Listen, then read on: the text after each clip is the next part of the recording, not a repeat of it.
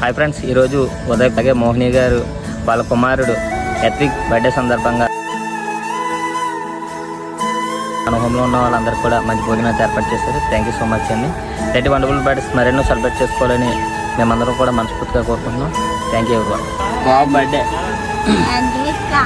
యాత్రిక్ బాబు, చిన్న బాబు బర్త్డే అన్నమాట. వాళ్ళ అమ్మగారు వాళ్ళ నాన్నగారు మన అందరికీ ఈరోజు భోజనం పెట్టి